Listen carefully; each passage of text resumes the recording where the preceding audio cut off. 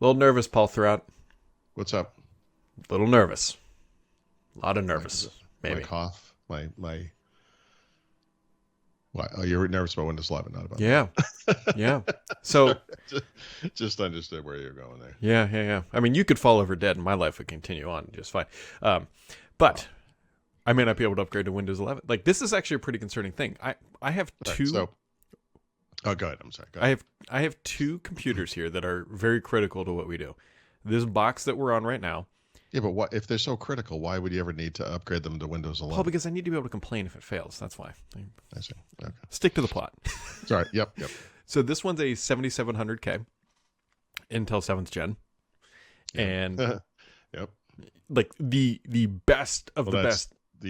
that's the end of that conversation. Well, I'm looking right now at a 7th gen. This thing has TPM2, that's what I but don't get. it's a 7th gen. Well, by the way, see, people are forgetting Microsoft didn't really raise this issue. They kind of focused on the TPM part of it. Microsoft got into a little shit show, if you will, with Intel over the 7th gen chips. Mm-hmm. These are the ones that caused Surface-Gate. Right. And it went back and forth, a lot of recriminations on both sides. Ultimately, I have to say, Microsoft's fault, honestly. But during the course of their arguments, Microsoft said, well, fine, we won't support Windows 8 on Windows 10 on anything other than the next gen or newer. Mm-hmm. We're going to stop supporting lower end or older chipsets. They figured this out. I mean, what this had to do with was the cost of supporting the chips in the wild. Microsoft wanted Intel to do it. Intel said, that's what PC makers do. That's your job. Round and round we go. Anyway, I think that what we're seeing here is that flaring up again, because that was, 7th gen Surface-Gate. I think 7th gen was the beginning of Spectre and Meltdown and all that stuff. And that's where they're drawing the line. And I'm doing a devil's advocate thing here. I've the type of people listening to this, reading our site, et cetera, feel very strongly about this in the opposite direction. But let me just say this. Windows Vista was the last version of Windows that had heightened hardware requirements for all of its features, especially Aero Glass, right? And that was kind of it was a big controversy in the day. If you got Windows Vista on a computer that didn't support Aero Glass, it looked terrible. Aero Basic was terrible. And then in Windows 7, they made it even more terrible. But by that point, everyone, even integrated chipsets supported it. It was fine after that. Since then, Microsoft has released three major versions of Windows: Windows 7, Windows 8, Windows 10. And you got to remember, we're talking about this is almost a 20-year time period now, right? Am I right about that? Yeah, No, maybe. no, I'm not. 15 year 15, time. yeah. Windows Vista shipped originally, I want to say, in the fall of 2006, at the end of 2006 for businesses, and then for consumers the following year, because, great time to launch a consumer PC. So that was 15 years ago. Those three subsequent versions of Windows have all had lower hardware requirements than their predecessors, which is really interesting. And part of that has to do with just the componentization of Windows. It can run more efficiently on lower end hardware, et cetera, et cetera. You get kind of an experience that scales based on the hardware you have inside your computer. And I think there was an understanding the PC market was, especially toward the end of it, was in free fall. And they needed to do everything they could not to make it harder on people to get the new version of Windows. So now they're raising the bar here. And I think the issue is a lot of us look at this and they think, this seems a little artificial, a little arbitrary. TPM 2.0 instead of 1.2. Intel Core, 8th gen or newer, which, by the way, is only 2 gens old, right? People here, they're like, we're on 11th, so the 11 minus 8 is 3, and it's like, no, it isn't, it's 2. In the scheme of Intel, right? Because there was no 9th gen, right? There was a 10th, and there was an 11th. I can't remember if there was a 9th. I don't think there was. Well, for all intents and purposes, it's only been 2 years. It's been a couple of years. So yeah, these are aggressive. And do I expect Microsoft to scale this back a little bit? Yeah, they're Microsoft. They'd like to please everybody. But my God, the world is on fire, Brad. I assume you've noticed this, right? You've gotten the tweets, the emails, the comments. What I just heard from Paul is that see, the other problem is my primary PC, which Yeah. is the one I use upstairs, which is what I edit all of our videos on and do everything on, has a 7900X in it, which is, again, 7th gen processor, but it's a 10 core, 20 thread processor. It was like $1,000. Oh, dude, there are Xeon processors that were sold less than 2 years ago that don't meet these requirements. Surface Studio 2, you can go buy it today and it doesn't support it. Right. You can walk into Best Surface Buy, is, I don't lug know, that like thing current home. gen Surface, but Surface compatibility, the supported devices that can move forward is somewhere between 50 and 60% of them, right? And I think this is the one where, but I understand the outrage in a way, but on the other hand, imagine if Microsoft treated its own PCs differently, right? You can't do that. So that, they're beholden to the same. There's some weird ones in here. I don't know.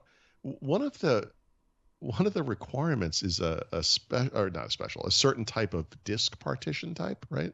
Now, if you just install Windows normally, you will get this. It's called GPT, which I don't even know what that stands for, but you just get this automatically. But there are people, maybe they install Linux in a dual boot or something, or maybe they did their own kind of custom install. Who knows what they formatted the disk the way they want for some reason. That doesn't mean the computer's not compatible, right? It's kind of like TPM. I can't see it here, but TPM2 not detected, right? Or it might say TPM2. Maybe it's there, but it's disabled, right? For the types of technical people that are concerned about this, I feel like they should be able to overcome a lot of these, not the processor requirement. And if you don't have TPM2, you just don't have TPM2, what are you going to do? But a lot of this other stuff, I think most of it's like, yeah, you should have all this stuff. Well, the other interesting thing is that Microsoft has already revised their specs. So they came out, and this is what kind of got me on this rabbit hole of being concerned, is that they had the Windows, like you go to Microsoft.com/Windows 11 or whatever the URL is, and there was a minimum spec list. And you're like, okay, that's it. That's where it said TPM 2.0 and whatever. Then there was another Microsoft document file that says, well, that's not really it. There's a hard floor, which is things you have to have, which is where the TPM 1.2 came in. And then also CPU generations were listed in there as a soft floor. And then, so I actually tweeted this out. I'm like, Microsoft, which is the real one? Because you have two versions of what you're calling the truth. And then magically that page just got erased from history and now it's all aligned. But they removed the 1.2 in the CPU generation. So, yeah, there are, I guess they're aimed at system builders, but there are also pages for Intel, Qualcomm, and AMD chipsets that, in Intel's case, I'll go all the way back to the 5th generation core processors. It should work fine. And then overnight, there was, I don't remember where this came from, but there was news. Microsoft confirmed that there are going to be like special cases. They're going to give exceptions to certain system builders, and that maybe that's where that stuff comes from. Not that there's a system builder on Earth who would try to build a computer today with a 5th generation Intel Core processor, but I mean, see, the argument I made, I think it was on Saturday, I wrote about the outrage over the TPM thing in particular. I know there's more to it than that, but that's the big one, right? Although increasingly, maybe it isn't. Yeah, no, I was going to say increasingly, maybe it isn't. I was going to say, I think the 8th gen is a bigger thing for me. Yes, the story has evolved for sure. At the time I wrote that, it wasn't clear that was a hard limitation, but I forgot what I was going to say. Anyway, I wrote about this TPM thing, and I sort of step back, and I know this is going to be disagreeable to a lot of people. It's like, look, we've had this free ride for a long time. Is it understandable that Microsoft and the industry would want people to upgrade? Of course. Should they force people to upgrade to get the new one? It's like, that's often been the case with computers, with versions of Windows. You could say, look, you could upgrade to Windows 95 and your Sound Blaster 16 hunk of crap thing that you're running now. But really what you want is, a new computer with this thing pre-installed. And they are pushing that aspect of it. But here's the thing. Remember, the promise of Windows as a service, right, which you can hardly say without laughing these days, was that everyone was going to be on the same version of Windows and that this would be better for everybody, right? It's better for users because Microsoft can fix bugs more quickly because there's only one version, And then the irony of Windows as a service, well, there are many ironies, but one of them is that they created this system where Microsoft has more versions of Windows to support today than it's ever had. Back when it did one version of Windows every 3 years, roughly, there were fewer versions to support than there are now. It's insane. So now they're saying, okay, look, we need a break with the past. And part of it might be the Spectrum meltdown stuff, I don't maybe. Part of it might be the continued ire over what happened with the 7th gen Intel chips, whatever. But they're saying, look, we got to draw this line in the sand. Before we said we want everyone to be on the same version. Now we're saying you need to be on this thing. And it's not the same version, I guess. Maybe it will be for a little while, but it's more about we've created this baseline that we feel is more secure for a future-proof computer. That it has to be secure, not just when you're running Windows, but when it's booting up or you're in this so-called offline situation. Mm-hmm. I know it, but Microsoft itself is making exceptions. So that thing I just described is not the reality. So Right. What's the frickin' difference? If you're not going to make everyone be on modern hardware, then you shouldn't make anyone be on modern hardware. That's the problem. And the other problem is too right now is based on what Microsoft has released so far, I don't even think they really know who is actually going to be able to run Windows 11 because they've already changed it on. And here's the other killer thing, Paul. Here's the other killer thing. So they have this wonderful piece of technology called the PC Health Check app, right? Is that what it is? Or was it like a power toy made by an intern over the summer, right? They have this wonderful toy called the PC Health Check app. So I downloaded it on my machine upstairs, my 7900X. Installs, runs, and says, your machine will run Windows 11.